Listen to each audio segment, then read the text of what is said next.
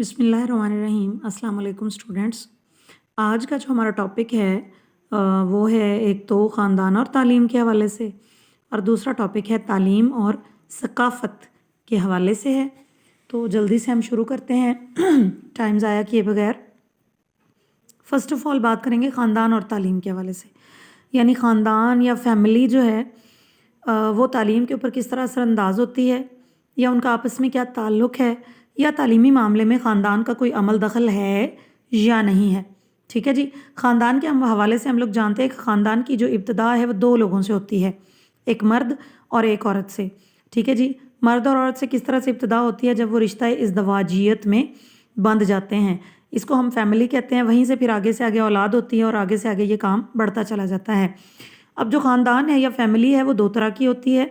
अगर तो मर्द और औरत एक ही नस्ब से ताल्लुक़ रखते हों तो वो सादा ख़ानदान होता है।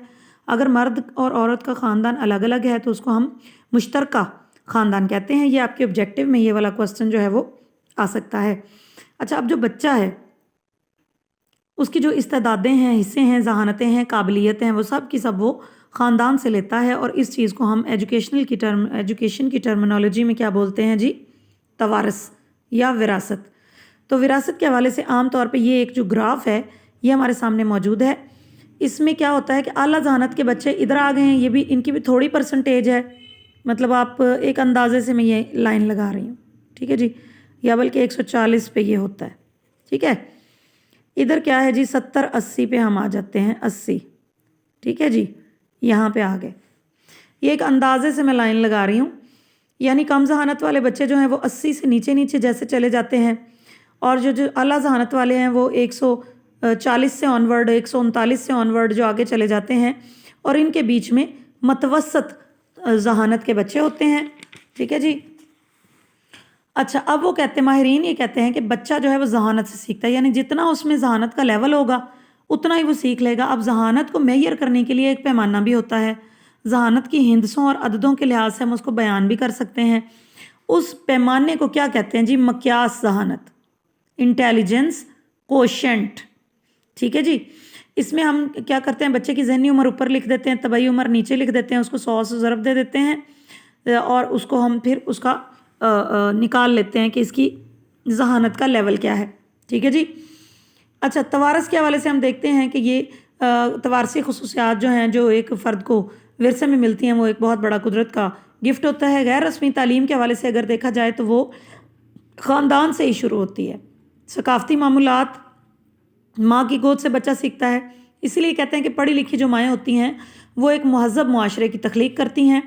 तालीमी अमल के हवाले से अगर गैर रस्मी तालीम की बात की जाए तो ये माँ बाप, बहन भाइयों, बुज़ुर्गों से अक़दार, आदात और माशरती अक़दार तौर तरीके जो हैं वो बच्चा घर में ही सीख लेता है। ख़ानदान जो है वो सबसे छोटा माशरती ग्रोह होने की वजह से मुस्तहकम समाजी मामूलात या नॉर्म्स जो है वो रखता है, इसलिए इसके लिए किसी ख़ास इदारे के क़याम की ज़रूरत भी नहीं होती। इसीलिए कहा जाता है कि दौलत और हुस्न की निस्बत इल्म व हिकमत के इंतखाब को अवलियत देनी चाहिए, यानी औरत जो है वो इल्म व हिकमत में अच्छी हो एज़ कम्पेयर टू कि वो उसके पास दौलत हो या हुस्न हो, क्योंकि अगर वो बच्चे की अच्छी तरबियत करेगी तो बच्चा जो है वो कल का मतलब मेमार बनेगा या कल को कौम की बागडोर संभालेगा। अच्छा, गैर रस्मी तालीम के हवाले से ये भी बात हमारे सुनने में आई है कि माँ की गोद से कब्र तक इल्म हासिल करना चाहिए। इसका मतलब यही है कि गैर रस्मी तालीम का जो सिलसिला है वो सारी ज़िंदगी चलता है, उसके लिए कोई मनसूबाबंदी की ज़रूरत नहीं होती। ये एक माशरती अमल है, घर से शुरू होता है। अब क्या है कि गुर्बत और नाक़िस तालीमी पॉलिसी की वजह से बहुत से ख़ानदान रस्मी तालीम से इस्तिफ़ादा नहीं कर पाते, इसलिए बहुत से ख़ानदानों के बच्चे जो हैं उनको रस्मी तालीम के हवाले से भी यानी बड़ों को ही उन पर तवज्जो देना पड़ती है। ऐसे महरूम ख़ानदान जब किसी मुआशरे का हिस्सा बनते हैं तो मुआशरे की बका के हवाले से एक सवालिया निशान बन जाता है। यानी जब डिप्राइव्ड फैमिलीज़ जो हैं वो तालीम नहीं हासिल कर पाएंगी, एक बहुत बड़ा तबका हमारा तालीम के अमल से निकल जाएगा, तो ऑटोमेटिकली मुआशरा जो है वो बड़े डाउनफॉल की तरफ चला जाएगा। अच्छा, अगला जो हमारा टॉपिक है वो तालीम और सकाफ़त के हवाले से है। इसमें फ़र्स्ट ऑफ़ ऑल तो ये बात है कि तालीम सकाफ़त से रोशनासी का ज़रिया है, यानी तालीम जो है वो सकाफ़त के बारे में बताती है कि सकाफ़त है क्या चीज़। ठीक है जी, नस्ल नौ तक उसको मुंतकिल करती है। क्यों? कि वो कौमें जो अपनी सकाफ़त को याद रखती हैं वही बरकरार रहती हैं, जो कौमें अपनी सकाफ़त को भूल जाती हैं उनका तशख़्ख़ुस यानी पहचान और इम्तियाज़ जो है वो یعنی جو ایک ڈومیننٹ ان کی حیثیت ہوتی ہے یا ایک الگ سے ان کی جو ایک پہچان ہوتی ہے وہ ختم ہو جاتی ہے۔ تعلیم کے حوالے سے رسمی غیر رسمی نظام جو ہے وہ ثقافت کو نئی نسل کے سامنے پیش کرتا ہے۔ ثقافت سے روشناسی جو ہے یہ غیر رسمی انداز میں بچوں کے اندر آٹومیٹیکلی خود بخود ہی یہ سلسلہ جاری ہو جاتا ہے، ٹھیک ہے جی، اور یہ فطری عمل ہے، ہمیشہ جاری رہتا ہے۔ رسمی تعلیمی اداروں میں بھی اساتذہ نصاب اور دیگر سرگرمیوں کے ذریعے بچوں کو ثقافت سے آگاہی دلاتے ہیں، اور ثقافت سے روشناسی کا مقصد کیا ہوتا ہے کہ بچہ اپنے معاشرے سے اجنبی نہ رہے، اور جیسے ہی وہ معاشرے میں نکلے تعلیم مکمل کرنے کے بعد تو وہ اس میں فعال یعنی ایکٹیو اور مفید کردار ادا کرنے کے قابل ہو جائے۔ اچھا جی، پہلے تو روشناسی ہو گئی، اب اس کے بعد کیا ہے کہ تعلیم ثقافت کے تحفظ کا ذریعہ ہے، یعنی ثقافت سے روشناس تو کر دیا، اب تعلیم نے ثقافت کو محفوظ بھی کرنا ہے۔ کسی قوم کی روایات، عقائد، علوم و فنون، اساسی نظریات، اقدار، رسم و رواج، ان سب کو اگر محفوظ نہ کیا جائے تو وہ قومیں صفحہ ہستی سے مٹ جاتی ہیں، ٹھیک ہے جی، اور تاریخ اس بات کی گواہ ہے کہ وہ قومیں جو اپنی ثقافت کے تحفظ میں ناکام ہیں وہ زوال پذیر ہوئیں، مٹ گئیں، جیسا کہ یونان، روم، مصر، ایران بڑی عظیم تہذیبیں تھیں لیکن انہوں نے اس کا تحفظ نہ کیا تو وہ ختم ہو گئیں۔ اچھا، آگے کیا ہے کہ تعلیم ہی ایک ایسا ذریعہ ہے جو کسی ثقافت کو ایک نسل سے دوسری نسل تک منتقل کرتا ہے۔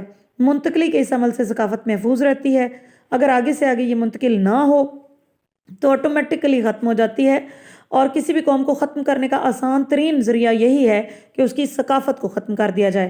اب انگریز جب برصغیر میں آئے تھے تو انہوں نے بھی یہی ٹول اپنایا تھا، انہوں نے بھی یہی کہا تھا کہ ان کی ثقافت کو بدل دیا جائے، ان کی زبان، لباس، رہن سہن، طرز فکر، اقدار، روایات سب چینج کر دی جائیں تاکہ یہ قوم اپنی تشخص، اپنی پہچان کو بھول جائے۔ اس کے بعد ہے جی، تعلیم ثقافت سے مطابقت کا ذریعہ ہوتی ہے، یعنی پہلے تو روشناس کرا دیا کہ ثقافت ہے کیا، پھر اس کے محفوظ کر لیا، اب وہ کہتے ہیں کہ ثقافت کے ساتھ ایڈجسٹ بھی کرنا ہے، تو ایڈجسٹ کروانے کے لیے بھی تعلیم کی ضرورت ہے، ٹھیک ہے جی۔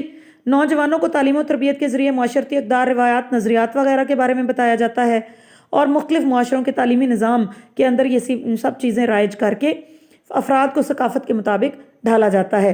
اب کمیونسٹ، ترقی پسند، فطرت پسند اور عملیت پسند فلسفے، یہ ہر ایک جو ہیں وہ الگ الگ اپنے اپنے نوجوانوں کو ان کی زندگیوں کے مطابق معاشرے کے حوالے سے ڈھالنے کے لیے تعلیم کا انتظام کرتے ہیں، ٹھیک ہے جی۔ تعلیم پھر بتاتی ہے کہ کس معاشرے میں رہ رہے ہیں اور پھر وہاں رہتے ہوئے کس ثقافت کو اپنانا ہے۔ اسلامی معاشرے کی اگر بات کریں تو ہمارے ہاں ایک نوجوان کو اسلامی اقدار، عقائد، روایات، نظریات کے مطابق ڈھالا جاتا ہے، نئی ایجادات کے حوالے سے اس کو بتایا جاتا ہے، اور جو ہے یعنی اسی طرح سے تعلیم کے حوالے سے مطلب یہ موضوع رویہ ہم اس کے اندر پیدا کرتے ہیں۔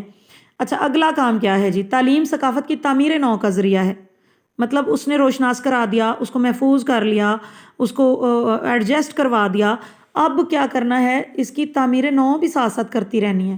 یہ نہیں ہے کہ ایک دفعہ ایک ثقافت بن گئی تو بس اسی کو لے کر چلتے رہنا ہے، وقت اور حالات اور یہ جدید دور اور اس کے ساتھ ہم نے نہیں چلنا، ایسا نہیں ہوگا۔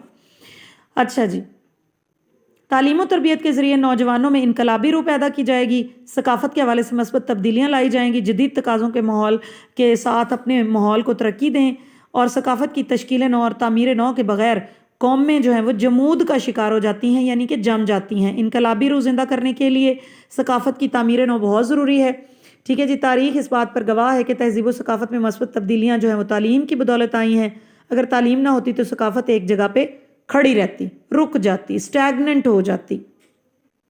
تعمیر نو یا دوسرے معنوں میں اجتہاد کا سلسلہ بند ہوا۔ اجتہاد کیا ہے جی؟ نیا نیا علم سیکھنے کے لیے جد و جہد کرنا، دور دور کے سفر کرنا، علم کے بارے میں معلومات حاصل کرنا۔ تو مسلمانوں کی عظیم ملت بھی دنیا میں انتہائی پسماندگی کا شکار ہو گئی، یعنی پہلے مسلمان اجتہاد کرتے تھے تو جدید دور کے ساتھ چلتے ہوتے تھے، بغداد، غرناطہ، یہ سب چیزیں جو ہیں وہ اب ماضی کا حصہ بن گئی ہیں کیونکہ انہوں نے ثقافت کے اندر تعمیر نو نہیں کی۔ تعلیم کی بدولت ثقافت کی تعمیر نو کا کام جو ہے وہ بہت اچھے طریقے سے ہو جاتا ہے، اور وہ عناصر جو کہ ثقافت کے حوالے سے یعنی جدید دور کا ساتھ نہ دے سکیں ان کو ترک کر دینا چاہیے۔ فرسودہ اور غیر ضروری طور طریقوں اور رسم و رواج کو ختم کر کے جدید دور کا ساتھ دینا چاہیے۔ مسلمانوں کے لیے قرآن و سنت کی اصل روح پر عمل کرنا مسلمانوں کی ثقافت کی تعمیر اور تشکیل ہے، کیونکہ اسلام ایک ایسا مذہب ہے جس نے کبھی پرانا نہیں ہونا، جس نے کبھی ختم نہیں ہونا۔ اگر ہم اسلام پہ چلتے رہیں گے تو ہم ہر دور میں جو ہے وہ کنٹینیوڈ رہیں گے، جاری رہیں گے، کبھی ختم نہیں ہوں گے۔ اچھا جی، اس کے آگے کیا کام کرنا ہے؟ تہذیب و ثقافت کی ترسیل جو ہے اس کا بھی تعلیم ہی ایک ذریعہ ہے کہ ایک نسل سے دوسری نسل تک وہ منتقل ہوتی رہے۔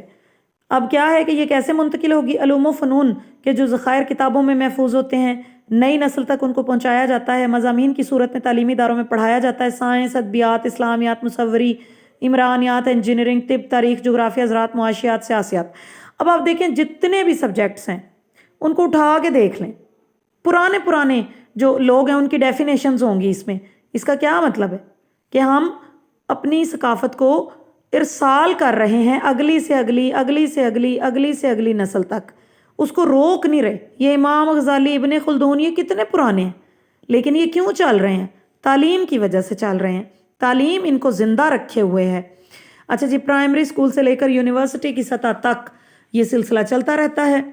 مختلف تربیتی ٹیکنیکل ادارے ثقافت کی ترسیل میں مصروف ہیں، لیکن صرف اور صرف رسمی تعلیمی ادارے جو ہیں وہ یہ کام نہیں کر سکتے۔ اس میں غیر رسمی تعلیم کا بہت بڑا رول ہے، جس میں گھر، والدین، گلی کوچے، محلہ، گاؤں، مسجد، تقریبات، اخبارات، رسائل، ریڈیو، ٹیلی ویژن وغیرہ، یہ سب کے سب تہذیب و ثقافت کی ترسیل کا بہت بڑا ذریعہ ہے۔ اب دیکھیں یہاں پہ انہوں نے کہا جی تقریبات۔ اب ہمارے یہ رسم و رواج جو ہیں، یہ چھوٹی چھوٹی بچیاں ہوتی ہیں، وہ گھروں میں مطلب یہ چیز سیکھنا شروع کر دیتی ہیں کہ شادیوں کی تقریبات کیسی ہیں، اس میں کون کون سے فنکشنز ہونے ہیں، فوتگی ہو گئی ہے تو وہ کیسے ہونی ہے، تو مطلب یہ وہاں سے ہی وہ ایک ترسیل کا کام چل پڑتا ہے۔